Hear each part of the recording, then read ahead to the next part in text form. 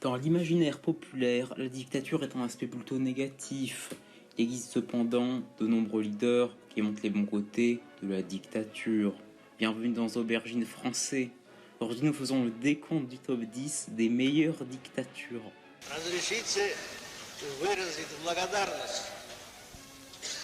Nous publions pas de nouvelles vidéos chaque jour, mais des fois on publie. Donc abonnez-vous pour être au courant des nouveautés excitantes. Pour cette liste, nous passons en revue les meilleurs régimes dictatoriaux qui touchent tous les pays, que ce soit les pays d'Afrique ou les superpuissances mondiales. Numéro 10. Todor Christovjivkov. Todor était le secrétaire général du comité central du Parti communiste bulgare de la République populaire de Bulgarie entre le 4 mars 1944 et le 10 novembre 1989. Ce président a mené des politiques anti-musulmanes et anti-turques en Bulgarie et il a arrêté de mettre des musulmans au goulag que lors de la chute du communisme en Bulgarie. Il mérite donc bien sa place dans ce classement. Numéro 9. Nikita Sergeyevich Khrouchtchev. Khrouchtchev est le successeur de Joseph Staline. Ce dictateur a grandement fait avancer la science, comme avec le soutien du lancement du satellite Sputnik en 1957. Ce président a aussi géré la crise des missiles de Cuba et a également construit le fameux mur de Berlin. Clairement dictateur génial, évidemment. Numéro 8. Salov Tsar. Salov Tsar, plus connu sous le nom de Pol Pot, est un communiste cambodgien ayant surtout mis en place les célèbres Khmers rouges. Les Khmers rouges étaient une association politico-militaire anti-française. En gros, au moindre soupçon d'une fait qu'une personne puisse aimer Voltaire, elle se faisait placer dans un goulag. Donc avec cette police, on peut évidemment voir que le Pol Pot est une personne extrêmement sympathique. Numéro 7. Ngye Shin Kung, plus connu sous le nom de Tat Tan ou encore Nguyen Hei Kok, l'oncle Ho ou encore Ho Chi Minh, c'est l'importateur du communisme au Vietnam. Il est celui qui s'est révolté contre l'impérialisme japonais, puis a combattu les États-Unis en repoussant l'envahisseur jusqu'à la mer. Ayant fondé un parti communiste toujours existant aujourd'hui, et ayant repoussé l'impérialisme de son pays, il mérite largement une place dans le top. Numéro 6. Kim Il-sung. Kim Il-sung est le premier leader de la Corée du Nord. C'est lui qui a vaincu les Japonais, et le meilleur truc à propos de lui, c'est son nom.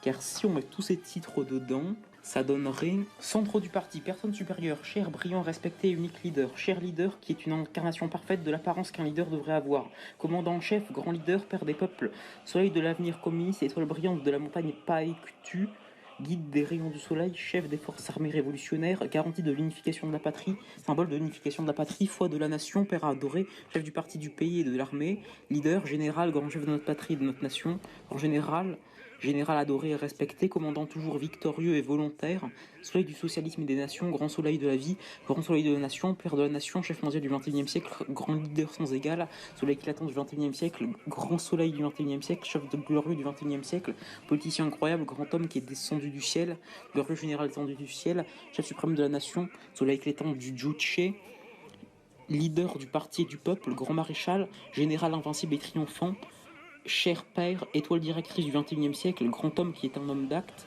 grand défenseur, sauveur, cerveau de la révolution, incarnation suprême de la camaraderie révolutionnaire, son excellence et secrétaire général éternel du parti Kim Il-sung.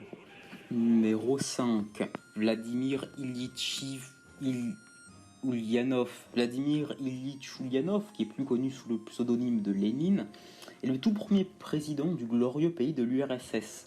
Il est celui qui a enclenché la grande révolution russe de 1917.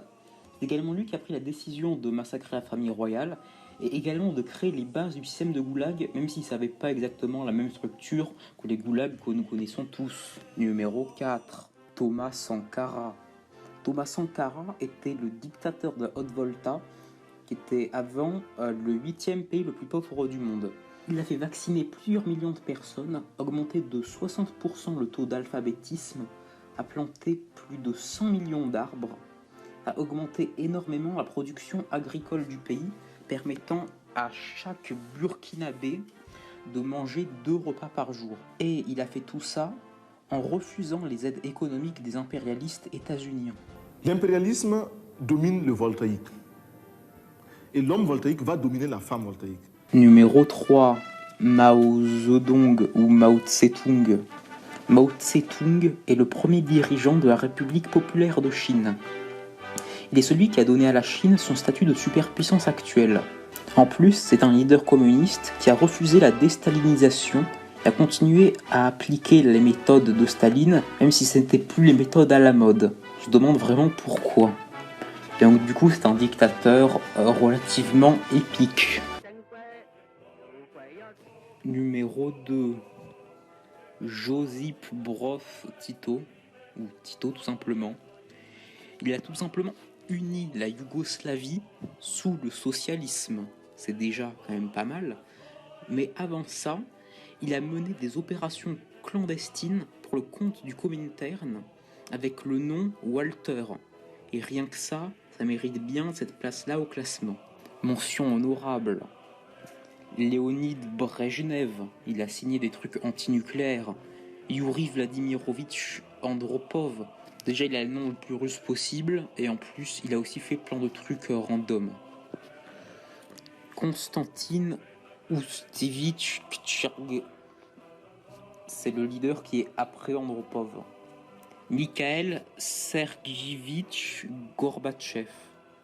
Il a fait pas mal de trucs, dont mettre fin au bloc de l'Est, et il a fait aussi une pub pour Pizza Hut.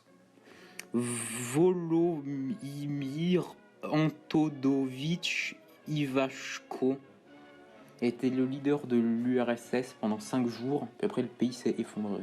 Voilà. Et enfin, vous devez déjà savoir qui c'est, le numéro 1, le meilleur dictateur de toute l'histoire, c'est bien évidemment Iosif Vissarionovitch Gluv, autrement appelé Joseph Staline. Vous le connaissez peut-être aussi sous le nom de Sauveur, si vous êtes familier avec l'aubergine. Staline a vaincu le fake, le fascisme, l'impérialisme français et la randomitude, ce qui ont fait l'extermination de tous les types de cancers existants. Il a en plus grandement permis l'industrialisation de la Russie et aussi créé les fameux refuges anti-cancer appelés les goulags, qui sont, même aujourd'hui, le meilleur remède possible contre le cancer ou même contre des tas d'autres maladies. Il a en plus de ça envoyé plus de 2 millions de goulaks dans ces goulags. On peut parler d'une personne assez sympa. Êtes-vous d'accord avec ces dictateurs ? Jetez un coup d'œil à ces autres super vidéos de aubergines françaises et n'oubliez pas de vous abonner pour être au courant des nouveautés.